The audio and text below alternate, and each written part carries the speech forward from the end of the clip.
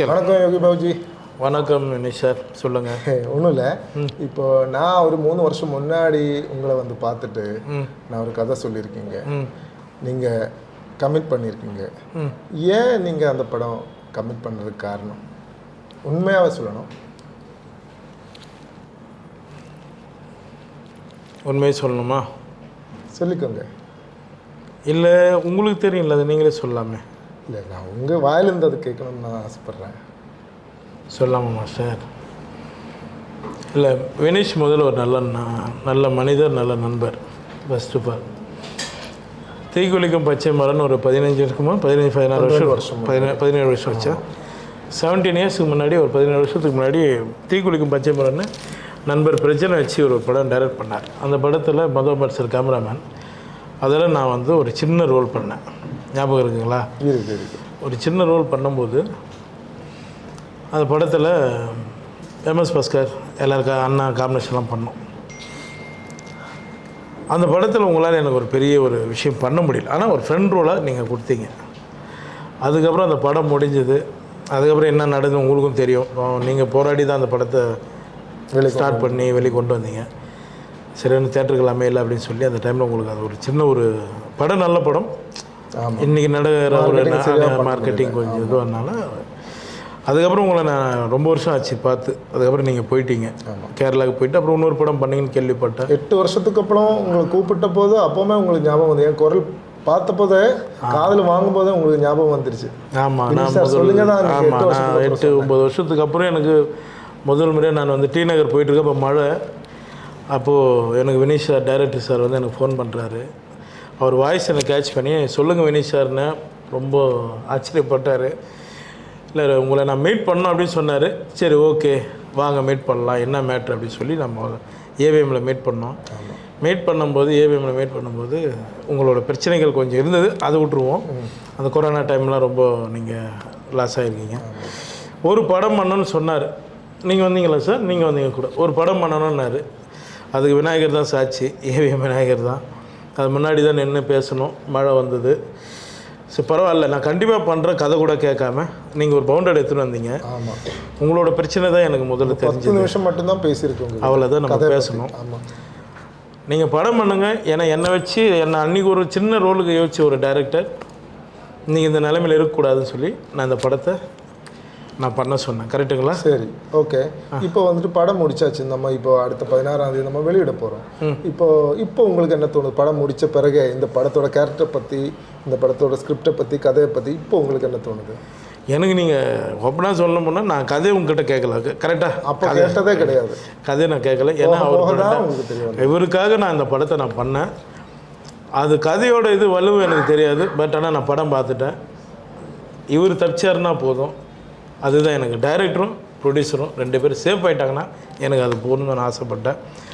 இந்த படத்தில் அது இருக்குது. கண்டிப்பாக அந்த படம் உங்களுக்கு சக்ஸஸ் கொடுத்துருவோன்னு எனக்கு நான் பார்த்ததுக்கப்புறம் நான் நம்பிக்கை வந்துடுச்சு. சரி, ரொம்ப நன்றி. அதே மாதிரி நீங்கள் இந்த படத்தில் உங்களுக்கு ரொம்ப பிடிச்ச, கொஞ்சம் உங்களுக்கு ரிலேட் ஆக, மென்டலி ரிலேட் ஆக, சென்டிமெண்ட்லி இன்வால்வ் ஆக சீன் என்னன்னு கேட்டிங்கன்னா அதை பற்றி ஏதாச்சும் சொல்ல முடியும்? அது அந்த பொண்ணோட, ஒரு சின்ன பொண்ணோட கேரக்டர் ஒன்று நம்ம. சரி, சஸ்பென்ஸ் இல்லைங்களா அது? ஆமாம், அந்த இடம் எனக்கு ரொம்ப. ஏன்னா இன்றைக்கி இருக்கிற காலகட்டத்துக்கு எந்த காலகட்டத்திலையுமே அது நடந்துகிட்ருக்கு.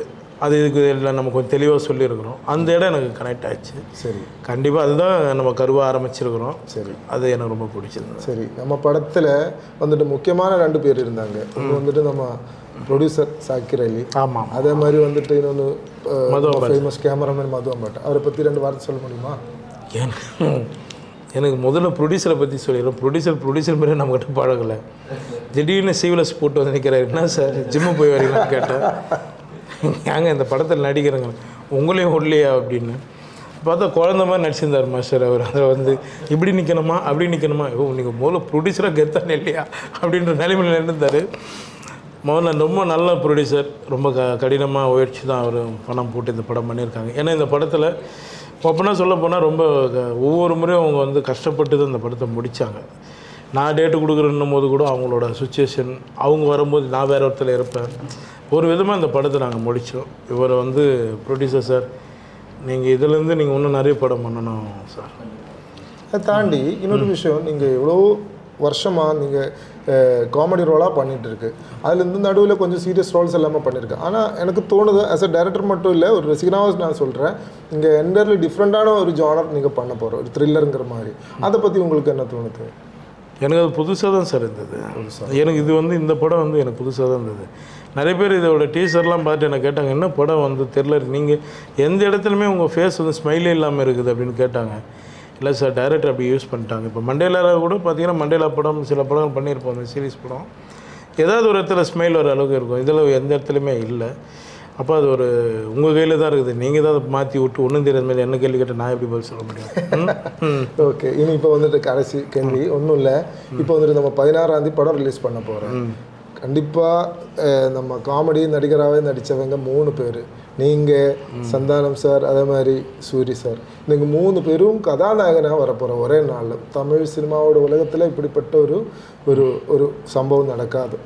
இது முதல் முறையாக நடக்க போகிறேன். உங்களுக்கு என்ன தோணும் சார்? இந்த கமெண்ட் என்ன தோணுது? கமெண்ட் சொல்லுங்கள். முதல்ல ஷாக்காக தான் இருக்குது. ஏன்னா 3 பேருமே ரொம்ப கஷ்டப்பட்டு வந்தவங்க தான். எல்லாருமே சினிமாவில் எல்லாம் கஷ்டப்பட்டு தான் வந்திருக்கோம். சந்தானம் அவர் வந்து எனக்கு நல்லா பழகும். நாங்கள் எல்லாம் ஒரே டீம். ராம்பாலா சார்கிட்டேருந்து வந்தவங்க எல்லோரும், லொல்லு சபாலது. சூரிய ஆரம்பத்துலேருந்து நண்பராக எனக்கு ரொம்ப காலமாக அவரும் பழகும். இப்போ அவங்க எல்லாருமே வந்து இப்போ சூரிய ஒரு கேரக்டராக வராரு, ஒரு மாமன் ஒரு படத்தில், சந்தான டிடின்னு ஒரு இதில் வராரு. 2 பேருமே காமெடியாக கமர்ஷியலாக வராங்க. நம்ம மட்டும்தான் ரொம்ப சீரியஸாக வரும். அது கொஞ்சம் லைட்டாக தட்டுது. மதுரம்பல் சார் வந்து அந்த தீக்குளிக்கும் பச்சை மரத்துலேயும் அவர் தான் ஒர்க் பண்ணார். அவர் தான் சார் ஒர்க் பண்ணார். மிகப்பெரிய கேமராமேன். அவர் அடுத்து இன்னொரு படமும் கேட்டுட்ருக்காரு என்கிட்ட. உங்ககிட்ட சொன்னாரானு தெரில. இன்னொரு படம் பண்ணலான்னு சொல்லிகிட்ருக்காரு. சீக்கிரம் அவர் கூட ஒர்க் பண்ணணும்னு ஆசைப்பட்றேன். சார், என்றைக்கும் உங்களோட கேமராவில் நாங்கள் இருக்கணும் சார். நன்றி சார். ஒரு நண்பனாக நான் உங்களை பற்றி நினச்சேன். என்னென்னா 12-13 வருஷம் முன்னாடி நீங்கள் ஒரு ஜூனியர் ஆர்டிஸ்டாக என் முன்னாடி வந்திருக்கீங்க. ஆனால் இப்போ எல்லாமே இப்போ நீங்கள் வேறு லெவலாக மாறிட்டீங்க. தமிழ் உலகத்துக்கு இல்லை இந்தியன் சினிமா உலகத்துக்கு நீங்கள் என்டையர்லி டிஃப்ரெண்ட்டான ஒரு ஒரு ஒரு நடிகனாகவே நீங்கள் நிற்கிறீங்க. அந்த சூழ்நிலையில் இருக்கும்போது கூட பழைய ஆட்களை எவ்வளோ கஷ்டப்பட்டாலும் சரி அவங்கள ஏதாச்சும் ஒன்று சப்போர்ட் பண்ணி அவங்க ஹெல்ப் பண்ணணுங்கிற ஒரு முடிவு இருக்குல்ல, அது எல்லோருக்கும் வராது. ஒரு கலாகாரனா அந்த மனசு இவங்களுக்கு இருக்குது. அது ஒரு பெரிய விஷயம். அது ஒன்று.